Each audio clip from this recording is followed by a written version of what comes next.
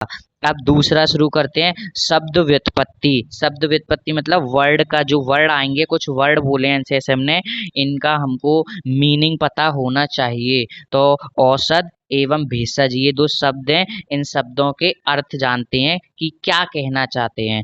चलिए तो इन शब्दों को समझते हैं। तो सबसे पहले हम क्या देखेंगे, औषध के बारे में और भेषज के बारे में जानना है। तो औषध और भेषज, तो आचार्य चरक ने, सबसे पहले किसका मत है, आचार्य चरक का मत हम देख लेते हैं। आचार्य चरक ने दोनों ही, किसको, दोनों औषध और भेषज को एक दूसरे का पर्याय बताया है। याद रखिएगा, रेफरेंस पूछ लिया जाता है, औषध और भेषज ये दोनों ही एक दूसरे के पर्याय हैं। किसने कहा है, आचार्य चरक ने कहा है, क्योंकि दोनों का प्रयोजन वो कह रहे हैं। ऐसा मैं क्यों कह रहा हूँ, क्योंकि इन औषध कहें या भेषज कहें, मेडिसिन ही है दोनों, और दोनों का काम क्या है, रोग को दूर करना। जो भी आपको रोग हो गए हैं उनकी चिकित्सा के लिए जिस भी हम द्रव्य का यूज कर रहे हैं समन करने के लिए, वो क्या है, औषध है या भेषज है। चरक चिकित्सा पहले अध्याय के पहले पाद का तीसरे नंबर का जो श्लोक है, उसमें उन्होंने, आचार्य चरक ने बोला है, क्या बोला है, चिकित्सतम व्याधिहरम पथ्यम साधनम औषधम प्रायश्चितम प्रशमनम प्रकृति स्थापनम हितम विद्यात भेषज नामानी। भेषज ये सभी क्या हैं, भेषज मतलब औषध के पर्याय हैं। देखिए यहाँ औषध आया है और ये इधर भेषज, मतलब ये दोनों, ये इतने सारे औषध के पर्याय बताए। चिकित्सतम भी बताया, व्याधि हरम भी, इससे व्याधि का नाश होता है, पथ्य होता है, साधन ये एक साधन है अपने रोग को खत्म करने का। ये सब और भी पर्याय हैं इतने, ये टोटल हमें बस ये याद रखना है कि औषध और भेषज अलग अलग नहीं, आचार्य चरक के अनुसार ये दोनों एक ही चीज हैं। और टोटल याद रखना है। वैसे कितने परिवार, इसमें कितने पर्याय बताए हैं, 9 पर्याय बताए हैं इस श्लोक में, किसके, औषध के, और औषधि भेषज है, ये भी बात इससे क्लियर हो गई। परंतु आचार्य सारंगधर ने, कौन से आचार्य ने, सारंगधर ने, सारंगधर बोल रहा हूँ, परंतु सारंगधर नहीं, काश्यप ने, आचार्य काश्यप ने औषध और भेषज में अंतर बताए हैं। इन्होंने कहा नहीं, आचार्य चरक ने सेम बताया है, पर मेरे मत अनुसार ये दोनों ही चीजें अलग अलग होती हैं। कौन सी दोनों चीजें, औषध और भेषज। सर कैसे अलग होती हैं, तो उसको समझते हैं। जैसे कि ये कह रहे हैं, कौन, काश्यप जी कह रहे हैं, काश्यप ने काश्यप संहिता दी थी, जो बच्चों बाल रोग में विस्तृत रूप से इसकी फेमस है। ठीक है, इतना आप लोगों को बेसिक पता ही होगा। ठीक है, आगे अब औषध क्या है, आचार्य काश्यप के अनुसार जिस द्रव्य के द्वारा रोगों का शमन किया जाए, कोई भी ऐसा द्रव्य जिसके द्वारा मैं रोग का शमन कर रहा हूँ, वो क्या कहला रहा है, वो औषध कहला रहा है। अब वो कुछ भी हो सकता है, कोई भी औषध, मेडिसिन जो हम खा के ठीक हो रहे हैं अपने बीमारी को, वो सब क्या है, औषध है। फिर सर भेषज क्या है, तो भेषज क्या है, जब हम स्वस्ति, बलि, होम, व्रत, तप या शांति कर्म, स्वस्तिक वचन बोलते हैं, मतलब अच्छे अच्छे वचन जो बोले जाते हैं, जब मंत्र जो पढ़े जाते हैं उनके द्वारा जो वचन पंडित बोले जाते हैं, जैसे वमन कर्म से पहले भी बोला है, स्वास्तिक वचन, सुवचन बोले जाते हैं वो, या बलि दे के, या होम हवन करके, व्रत करके, तप के द्वारा, मंत्रों के द्वारा, शांति कर्म के द्वारा, जो रोगों का समन तो यहाँ भी कर रहे हैं, पर यहाँ जप तप पूजा पाठ के द्वारा।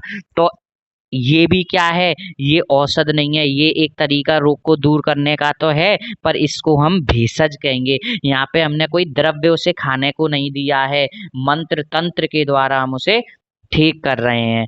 दूसरा क्या है, औषध और भेषज में डिफरेंस, ये एक द्रव्य भूत और प्रत्यक्ष चिकित्सा है। मुझे दिख रहा है कि अगर मुझे बुखार है तो मैं गुड़ुची घनबटी खा रहा हूँ, सनसबनी बटी में ले रहा हूँ, या मॉडर्न में पैरासीटामोल हम ले रहे हैं, ये हमें प्रत्यक्ष है और द्रव्य है मेरे हाथ में। पर ये अद्रव्यभूत और अप्रत्यक्ष है।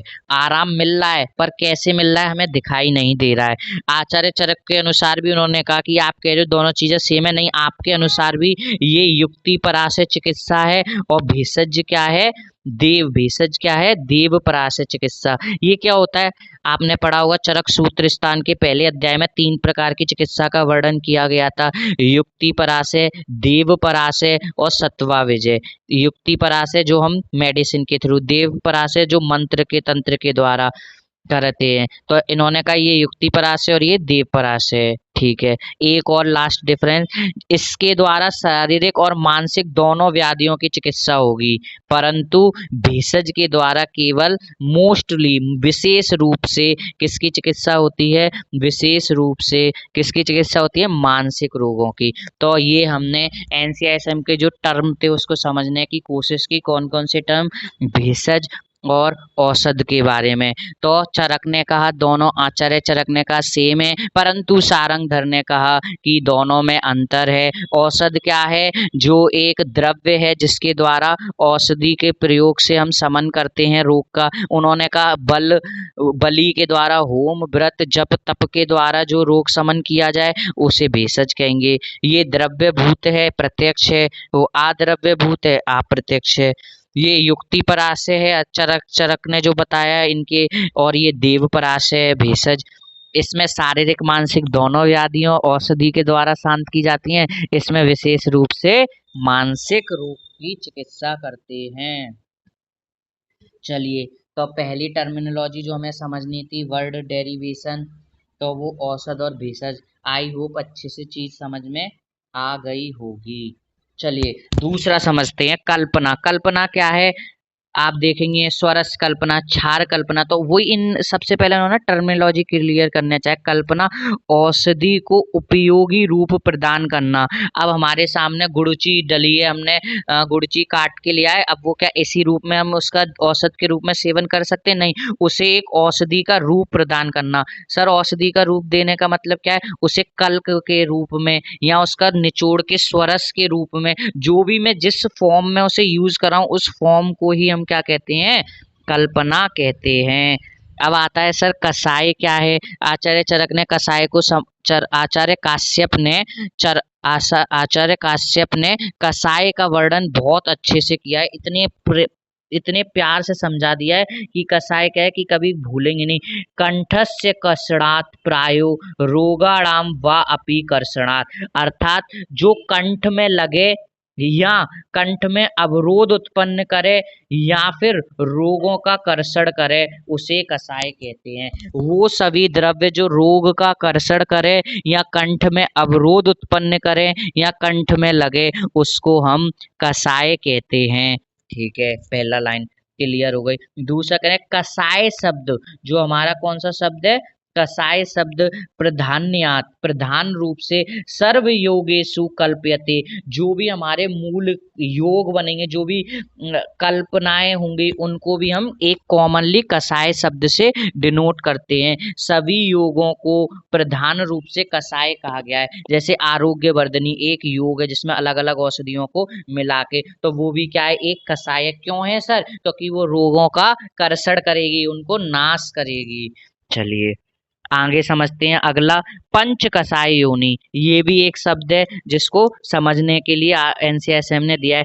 पंच कसाय योनि, ये आपने पढ़ा होगा चरक में षड विरेचनीय अष्टकीय अध्याय जो आपका चौथा था सूत्र स्थान का, उसमें भी आया था। तो रस कितने हैं सबको पता है, 6 रस हैं। कौन से 6 रस हैं, मधुर अम्ल लवण कटु तिक्त कसाय। इन 6 में से लवण को हटा देते हैं तो जो 5 रस बचते हैं, उन्हीं से 5 प्रकार की कसाय योनियां उत्पन्न होती हैं। मतलब कौन सी पंच कसाय योनि है, तो मधुर कसाय है, अम्ल कसाय है, कटु कसाय है, तिक्त कसाय और कसाय कसाय योनि है, पर लवण नहीं है। मतलब हम 5 तरीके से कसाय मतलब जो भी योग है उसकी योनि मतलब जहाँ उत्पत्ति कर सकते हैं। कैसे, मधुर से, अम्ल, कटु, कसाय और तिक्त के द्वारा। लवण के द्वारा क्यों नहीं कोई कल्पना या योनि या कसाय हम क्यों नहीं योग बना सकते जो लवण प्रधान द्रव्य होंगे, रस प्रधान होंगे, क्योंकि उसके लिए भी इसके विमर्श में चरक सूत्र 4 के 6वें में आप देखेंगे। क्योंकि अगर मान लीजिए सारी ये कल्पनाएं अभी हम देखेंगे, जो भी योनियां या फिर जो भी हम मेडिसिन जो फॉर्म्स होती हैं वो प्रधान रूप से स्वरस कल्कक्वाथ हिम फांट इन 5 के फॉर्म में देते हैं। अब इन सभी में क्या है, जल इनका आधार है। जितनी भी, जैसे मेरे को क्वाथ बनाना है, आपने देखा भी होगा आयुष क्वाथ हम पीते हैं जब हमको जुकाम खांसी वगैरह हो जाती है, तो उसमें भी हम पानी का यूज करते हैं। और नमक क्या है, मान लीजिए कोई मैंने एक औषध द्रव्य लिया जो लवण प्रधान था, उसको मैंने क्वाथ बनाना चाहा, और उस जो लवण था उसका वो क्या हो गया, पानी में घुल जाएगा क्योंकि वो पानी में विलीय है। अब मैं जब उसको एक्सट्रैक्ट करूंगा तो जो मैं उसका लेना चाहूंगा मेडिसिनल फॉर्म, वो मेरे पास नहीं आएगी। क्यों नहीं आएगी? क्योंकि वो जल में घुल के ही रह जाएगी। ऐसे अब मान लीजिए मेरे को स्वरस बनाना है, या जितनी भी आपकी मेडिसिन है वो सभी जल के ओरिजिन, मतलब जल उसमें एक आधार है, और जो नमक है उसको हम जल से अलग नहीं कर पाते, वो जल में विलीन होता है। तो जब हम उस औषध द्रव्य को ले लेंगे तो जो आपकी औषधि थी, जो लवण प्रधान औषधि थी, वो उसी में रह जाएगी। तो इस वजह से हम लवण कषाय योनि को नहीं पढ़ते हैं। चलिए आगे समझते हैं संस्कार क्या है। संस्कार हुई नाम गुणांतराधानम उच्यते। संस्कार क्या है? वो क्रिया, वो प्रोसेस है जिसके द्वारा हम गुणों का अंतर्धान कर देते हैं, जिससे हम उसके जो भी शब्द, जो भी आपके पास सब्सटेंस है, द्रव्य है, उसके गुणों का आधान कर दें, इंक्रीमेंट कर दें, उसके गुणों में अच्छा परिवर्तन कर दें, अपने युक्ति से, अपने फायदे के लिए, बेनिफिट के लिए जो भी गुणों का आधान किया जाता है, उसको हम, उस प्रोसेस को हम क्या कहते हैं? संस्कार। याद रखिएगा, संस्कारो ही नाम गुणांतराधानम उच्यते। इसका एक श्लोक भी है, याद कर लें, काफी फायदे में रहेंगे। काफी जगह आता है ये संस्कार, ये यहाँ पे भी है, चरक संहिता में भी आएगा, जब आप स्वस्थ वृत्त पढ़ेंगे वहां पे भी आएगा। तो ते गुणास्य तोय अग्नि सन्निकर्ष सोच मंथन देश काल वासन भावना आदि भी काल प्रकर्ष भाजन आदि भीश्च च अधियन्ते। मतलब संस्कार तो समझ लिया, गुणों का आधान करना है, पर किन किन प्रक्रियाओं के द्वारा हम गुणों में आधान कर लेते हैं वो इस श्लोक में बताया है। ते गुणा से मतलब गुणों में आधान हम तोय, तोय मतलब जल और अग्नि के संकर सन्निकर्ष मिला के, सोच धो के, मंथन करके, जैसे कि दही का मंथन करके हम तक्र बना लेते हैं। जो दही है वो शोथ कारक है, और जो तक्र है वो शोथ नाशक, मतलब मैंने गुणों के उसके आधान कर दिया। देश से काल वासन भावना, काल प्रकर्ष कुछ देर तक समय के साथ चीजों में आधान होता है, और भाजन मतलब पात्र के द्वारा। समझाता हूँ, परेशान मत होइए। किन किन के द्वारा हम संस्कार कर सकते हैं? तो इन सभी चीजों के द्वारा कर देते हैं। किसके द्वारा संस्कार होता है? तोय अग्नि सन्निकर्ष, सोच के द्वारा, मंथन के द्वारा, देश काल वासन भावना काल प्रकर्ष भाजन, इन सभी क्रियाओं प्रक्रियाओं के द्वारा हम क्या करते हैं? संस्कार करते हैं। चलिए तोय अग्नि के अब उदाहरण देखते हैं कैसे। सर आप कहना क्या चाह रहे हो? जैसे तोय अग्नि सन्निकर्ष और सोच के द्वारा आपने कैसे गुणों में आधान किया? तो देखिए टंडुल मतलब चावल, चावल गुरु होता है, पर जब हम उसको धुल देते हैं, अग्नि के संपर्क में रखते हैं और पानी डाल के जब उसको हम पका लेते हैं तो वो लघु हो जाता है। मतलब गुरु से हमने उसे लघु बना दिया। किस किस के सन्निकर्ष से? तोय, जल, अग्नि और सोच करके। तो ये गुणों का आधान हुआ ना। तो ये प्रक्रिया हो गई एक तरीके से। मंथन करके मैं आपको बता दिया, दधी से हम तक्र बना लेते हैं। इसी प्रकार देश से कैसे होता है? देखिए आनूप देश, अब 3 प्रकार के देश होते हैं, इतना आप लोग पढ़ के आए होंगे उम्मीद है, फिर भी मैं आपको बता दूं देश 3 प्रकार के होते हैं, साधारण देश, जांगम देश और आनूप देश। जहाँ कफ प्रधान होता है उस देश को आनूप कहते हैं। जहाँ वात की डोमिनेंस होती है, वायु की, उसे जांगम देश बोलते हैं। और साधारण जहाँ दोनों चीजें नॉर्मल होती हैं। ठीक है। अब हर तरीके का जो प्राणी पाया जाएगा तीनों स्थानों पे, तीनों देशों में पाया जाएगा, वहाँ उन सब में मांसत्व जाति, मतलब मांस तो सब में होगा, परंतु उन मांसों के गुणों का अलग अलग होगा। जो कफ प्रधान देश आनूप देश में होगा उसका मांस कफ के वाला होगा, गुणों में अधिक जांगम में पशु पक्षी जो होंगे उनका मांस वात वर्धक होगा, उनके अंदर वात के गुण ज्यादा होंगे, साधारण में कॉमन गुण होंगे। तो देश भी मायने रख रहा है गुणों के आधान करने में। सर काल कैसे करता है, जैसे अभी आपको ऊपर बताया चावल गुरु होता है, आप पकाओ मत 1 वर्ष तक छोड़ दो तो वो कैसा हो जाता है, लघु हो जाता है। 1 वर्ष पुराना चावल आपका लघु हो जाता है। तो काल से भी हमने गुणों का आधान कर लिया। भावना के द्वारा भी, भावना क्या होता है, रस शास्त्र की एक बहुत ही महत्वपूर्ण एक ये विधि है। जब हम औषधि निर्माण करेंगे तब आपको बताएंगे। इसमें हम क्या करते हैं, औषध द्रव्य को पन कीचड़ के समान चूड़ बना लेंगे, फिर उसमें जिस भी द्रव्य की भावना दी जाती है, जैसे नींबू स्वरस त्रिफला क्वाथ, उसको डाल के फिर मर्दन करते हैं, आएगा।